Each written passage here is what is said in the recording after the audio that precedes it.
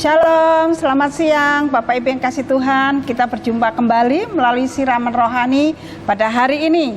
Saya akan mengajak Bapak Ibu untuk melihat dalam kebenaran firman Tuhan di Filipi 4 ayat 19 yang berbicara tentang Allahku memenuhi segala keperluanmu.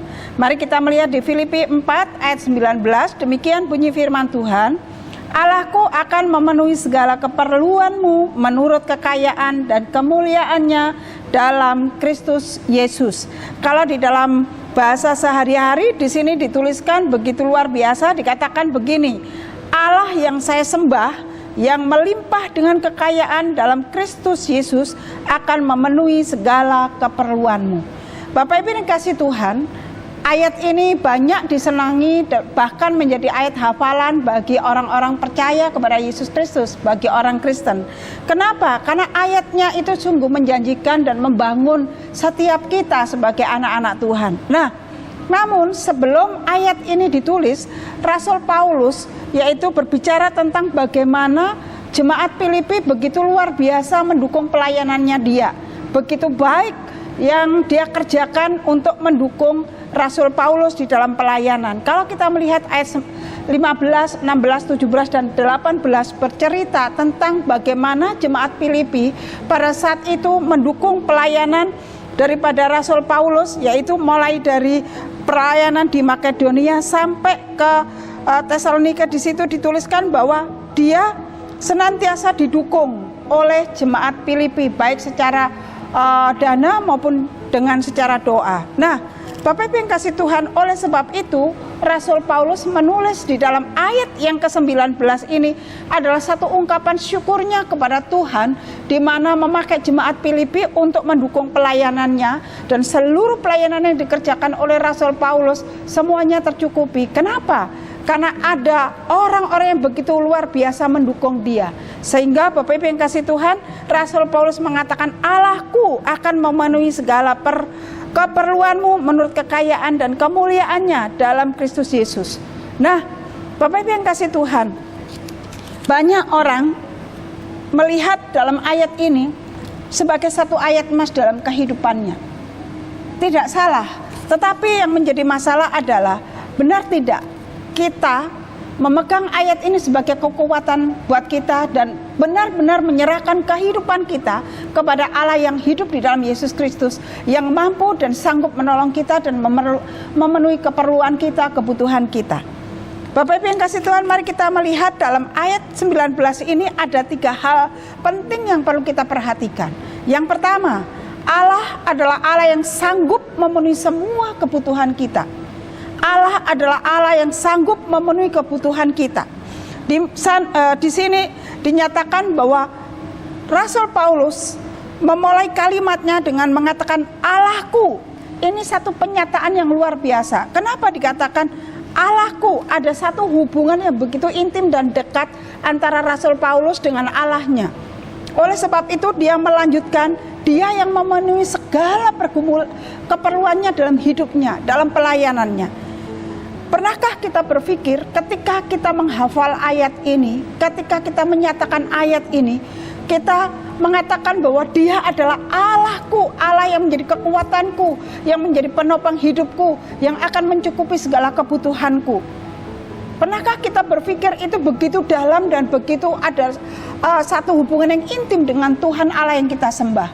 Atau hanya sekedar kita mengucapkan ayat ini, Allahku akan memenuhi segala keperluanmu, hanya sebatas itu saja?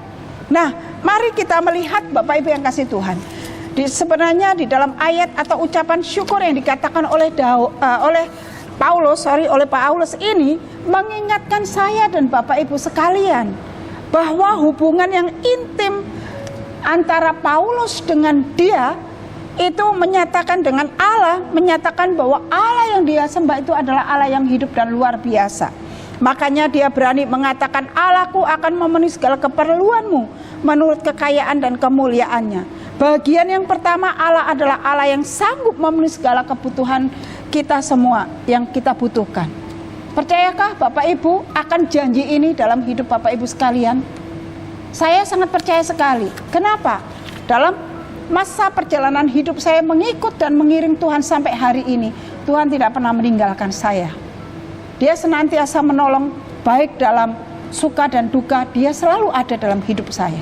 Oleh sebab itu, ketika ayat firman ini saya renungkan dan saya baca dan saya sharekan kepada Bapak Ibu sekalian, Bapak Ibu yang kasih Tuhan, ini adalah ayat firman Tuhan yang begitu luar biasa dalam hidup saya dan juga dalam hidup Bapak Ibu sekalian. Dia sanggup memenuhi apa yang menjadi kebutuhan saya dan Bapak Ibu sekalian. Dari hal yang kecil sampai hal yang besar yang kita perlukan, dia mampu dan sanggup memenuhi semua yang menjadi kebutuhan Bapak Ibu sekalian. Dan yang kedua, Bapak Ibu yang kasih Tuhan, Allah akan memberikan atau memenuhi apa yang menjadi kebutuhan kita yang pokok, menjadi kebutuhan kita yang sebenarnya. Apa yang menjadi kebutuhan kita yang sebenarnya? Bapak Ibu yang kasih Tuhan, yang tahu adalah Tuhan dan Bapak Ibu sendiri. Kenapa? Karena Bapak Ibu yang kasih Tuhan, orang lain tidak tahu apa yang menjadi kebutuhan Bapak Ibu yang sebenarnya. Tetapi Tuhan sangat mengerti apa yang menjadi kebutuhan Bapak Ibu yang sebenarnya Bapak Ibu perlukan. Oleh sebab itu Bapak Ibu yang kasih Tuhan, ayat ini janganlah dianggap sebagai hanya sekedar ayat hafalan saja, tetapi biarlah ayat firman Tuhan ini boleh menghidupi iman Bapak Ibu di dalam memegang janji Tuhan dalam kehidupan Bapak Ibu sekalian. Dia tahu persis apa yang menjadi kebutuhan yang sebenarnya yang Bapak Ibu butuhkan. Makanya Tuhan Yesus mengatakan di dalam Matius 6 ayat 25, mengingatkan saya dan Bapak Ibu yang berkata, janganlah khawatir akan hidupmu. Kenapa? Tuhan mengatakan jangan khawatir akan hidupmu, karena Tuhan mau bahwa semua kebutuhan keperluan yang kita perlukan itu Tuhan mampu dan sanggup memenuhinya dalam kehidupan Bapak Ibu sekalian. Oleh sebab itu dia berkata janganlah khawatir akan hidupmu dalam Matius 6 ayat 25. Ketika Tuhan mengatakan seperti itu, berarti janjinya digenapi dalam hidup kita. Dia yang akan memenuhi segala keperluan saya dan Bapak Ibu sekalian, khususnya kebutuhan apa yang menjadi kebutuhan kita yang utama dalam hidup kita. Bapak Ibu yang kasih Tuhan, ada satu kesaksian yang luar biasa. Bapak Ibu mungkin pernah mendengar seorang hamba Tuhan yang bernama Josh Muller, di mana satu kesaksian yang begitu luar biasa. Di situ saya melihat dalam satu cerita, yaitu makan pagi dari Tuhan. Ketika Josh Muller menghadapi anak-anak panti asuhan yang harus makan pagi pada saat itu, di dalam kas panti asuhan tidak ada uang sama sekali dan makanan juga tidak tersedia. Tetapi semua piring, gelas semuanya ditata dengan rapi. Walaupun makanan itu tidak ada, tetapi iman percaya hamba Tuhan Josh Muller ini begitu luar biasa. Karena dia punya pengalaman yang bersama dengan Tuhan yang luar biasa, dan dia percaya bahwa Allah akan memenuhi kebutuhan daripada anak-anak panti asuhan itu. Dan ketika dia berdoa, ada seorang yang mengetuk pintu daripada panti asuhan itu dan membawa makanan, kebutuhan yang diperlukan oleh anak-anak panti asuhan. Oleh sebab itu Bapak Ibu yang kasih Tuhan, dalam kisah ini mengingatkan saya dan Bapak Ibu sekalian, kalau Allah sudah berjanji tidak pernah akan ingkar. Apa yang menjadi kebutuhan kita, keperluan kita, bahkan keperluan yang utama pun Tuhan akan berikan dalam kehidupan saya dan Bapak Ibu sekalian. Dan yang ketiga Bapak Ibu yang kasih Tuhan, bagian yang ketiga dari ayat ini adalah Allah akan memenuhi kebutuhan kita menurut kekayaan dalam Kristus Yesus. Bapak Ibu yang kasih Tuhan, Alkitab menegaskan Allah akan memenuhi segala keperluanmu menurut kekayaan dan kemuliaannya dalam Kristus Yesus. Pengalaman daripada Rasul Paulus membuat kita dan saya disadarkan bahwa kita butuh Tuhan yang sudah menebus segala dosa dan pelanggaran kita, yang membawa kita dalam kehidupan yang baru di dalam Kristus. Dan Dia yang akan memenuhi kebutuhan kita menurut kekayaan dan kemuliaannya. Bapak Ibu yang kasih Tuhan, kadangkala kita tidak menyadari akan hal ini.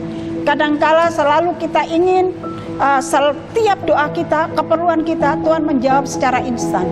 Tetapi Bapak Ibu yang kasih Tuhan, Tuhan inginkan dalam hidup kita ada pergumulan, dalam iman kita ketika kita datang menghampiri Tuhan. Ada waktu yang Tuhan berikan untuk kita menunggu jawaban Tuhan. Dan kadangkala Tuhan memberikan pergumulan atau kebutuhan itu sesuai dengan apa yang kita butuhkan pada saat itu. Tuhan tahu persis apa yang kita mau dan Tuhan tahu secara persis apa yang menjadi kebutuhan kita. Oleh sebab itu hari ini dengan kebenaran firman Tuhan ini, biarlah boleh menjadi kekuatan saya dan Bapak Ibu sekalian, bahwa Allah tidak pernah meninggalkan kita. Dia adalah Allah yang hidup, Allah yang sanggup memenuhi keperluan kita menurut kekayaan dan kemuliaannya. Dan Dia adalah Allah yang mampu dan sanggup memberikan pertolongan dalam setiap kehidupan saya dan Bapak Ibu sekalian. Apa yang menjadi kebutuhan kita saat ini? Apa yang menjadi pergumulan kita pada saat ini? Dan apa yang menjadi permohonan kita di hadapan Tuhan saat ini? Mari Bapak Ibu yang kasih Tuhan, kita datang kepada Tuhan. Kita menyerahkan semuanya kepada Tuhan, bahwa Dia mampu dan sanggup menolong saya dan Bapak Ibu sekalian. Dan ayat firman Tuhan ini bukan sekedar sebagai ayat hafalan, tetapi ayat firman Tuhan ini menjadi iman kita di hadapan Tuhan, bahwa Dia adalah Allah yang hidup, mampu memenuhi segala kebutuhan dan keperluan kita. Renungan yang singkat ini biarlah boleh menjadi kekuatan buat kita. Mari kita menyerahkan pergumulan, permohonan kita di hadapan Tuhan. Mari kita bersama-sama masuk di dalam doa. Kita menyerahkan semua apa yang menjadi kebutuhan kita, keperluan kita, masalah kita di hadapan Tuhan. Bapa yang baik, saat ini kami datang kepada Engkau. Kami menyerahkan semua masalah dan pergumulan kami di hadapan Engkau. Karena Tuhan, hanya Engkau-lah pengharapan kami. Hanya Engkau-lah kekuatan kami. Hanya Engkau yang tahu secara persis kondisi kami yang saat ini kami hadapi. Dan kami percaya dengan iman bahwa kebenaran firman-Mu itulah yang menjadi jawaban dalam hidup kami. Dan Engkau yang akan memberikannya semua kepada kami. Apa yang menjadi kebutuhan kami, pergumulan kami hari ini. Oleh sebab itu semua kami pertaruhkan ke dalam tangan kuasa-Mu. Seluruh beban kami tanggalkan di dalam nama Yesus dan kami bergantung kepada Engkau. Tangan Tuhan akan turun tangan dalam hidup kami. Terima kasih Bapa, Engkau memberkati setiap jemaat-Mu saat ini. Engkau mengerti masing-masing mereka. Tetapi kasih setia Tuhan, pertolongan Tuhan tidak akan pernah berhenti. Dan tepat pada waktunya Engkau akan nyatakan dalam kehidupan mereka. Terima kasih Bapa, Engkau berkati seluruh jemaat-Mu, seluruh anak-anak-Mu yang mendengar kebenaran firman Tuhan ini. Terima kasih Bapa, kami pertaruhkan doa kami di dalam satu nama, Tuhan kami Yesus Kristus. Amin.